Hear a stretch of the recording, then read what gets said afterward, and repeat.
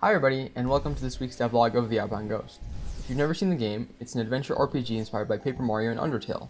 The Kickstarter for it is actually running right now and is about to end in less than a week, and it's already raised more than 230% of its approximate $10,000 goal. I'd love to reach the last stretch goal, so if the game interests you, check out the Kickstarter link in the description.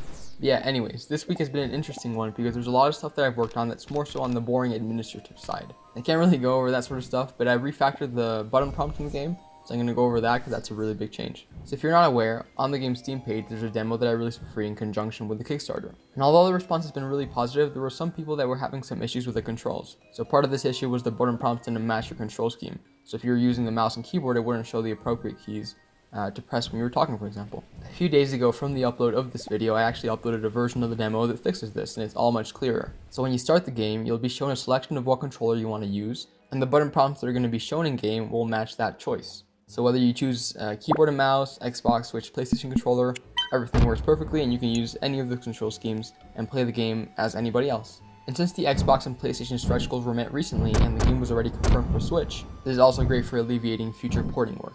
I also thought I'd show you how this works behind the scenes since a lot of you seem to enjoy this from last week's devlog, and it's kind of funny.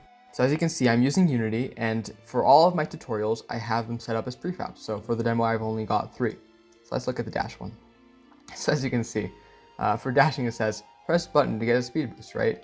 And so what I do is, if you check my mouse, I have the text right here for the close button, and I basically have a sprite atlas with every single button, and then I replace them depending on which controller you're using. So if you're using keyboard, it replaces to this one. If you're using a Switch, it replaces to this one, etc. And so that's where the button for closing goes. So it says, replace the button text with the sprite, right? And so if we go to the description of the actual tutorial, it does the exact same thing. So button here gets replaced with all of these things, depending on your platform. And so if you go to maybe a funnier one, if you go to lockpicking, right, you can see here, move around with move butt and select the object with select butt, and you can just select the object with off butt.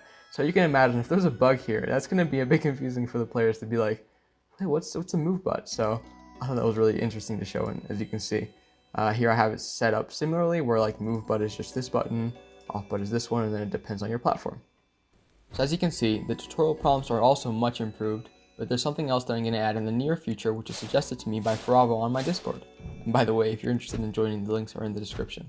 Basically, the idea is that not all players will remember all of the instructions seen in these tutorial boxes, so they should be able to be looked at after the fact. So the idea that Faravo suggested was to make a sort of bestiary styled menu system where you can check these boxes in case you forget any information from them. What I could also do on top of this is have some sort of prompt that comes up if I see that you're stuck for too long and be like, oh, have you considered checking the tutorials or something like that.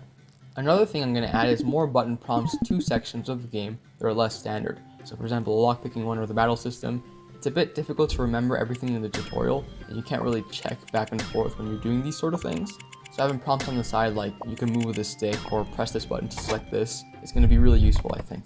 Something similar that I've already done for the main game is actually adding a HUD for the main control things that you can do. So for example, you can see on the top left, it tells you how to dash and how to use the currently selected items and which buttons you can use to press them, as well as how to open the menu. I was initially skeptical about adding some sort of menu elements to the main screens of the game just because I thought it would obstruct the view, and this game's graphics are a really big draw as to why you would want to play it. But now that I see it in action, I'm actually really happy with how it turned out, and I can always have an option in the menu to remove this in case players don't want to see it.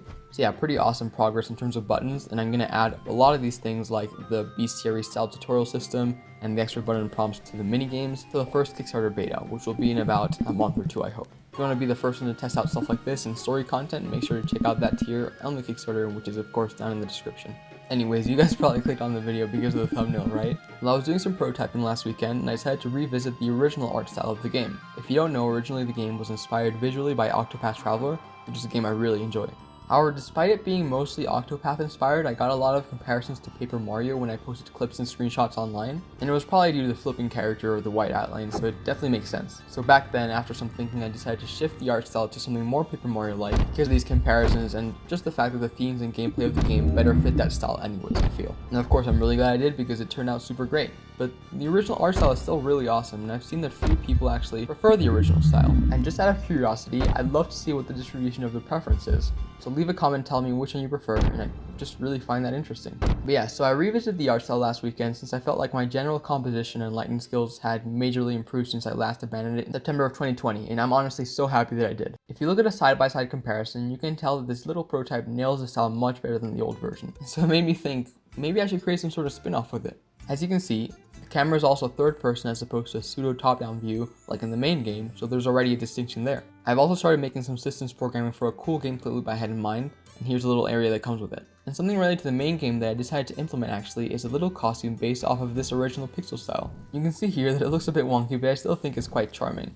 And I think the plan for now is to make it a free DLC for all backers and have it cost $0.99 or something for non-backers. I want to make it very clear that this is definitely intended for backers, but I've heard some people in my Discord express their distaste for Kickstarter exclusive content. So the idea with it being very cheap but still paid for non-backers is that I want to make sure even if you didn't back the game, there was some sort of way to obtain it while still rewarding the backers. If you don't intend on backing the game and instead you want to get it later when it comes out, this costume is only intended for those of you who want to further support extra content or something like that. It's really just a small silly costume, but you know, maybe I'll add variations of the pixel style to other characters as well. I think it'd be really cool to have additional ones like this, so if there's any suggestions you have, let me know. That's most of the stuff that I have to present this week, but I'd like to remind you all that the Kickstarter is done in less than 1 week, so by the time next devlog comes along, it's done. It finishes on August 12th, so if you've been waiting for the game to be fully funded before backing it or something like that, there's not much time left.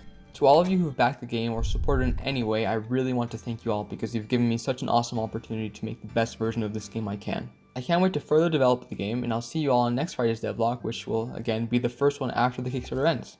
So I'll see you all next time.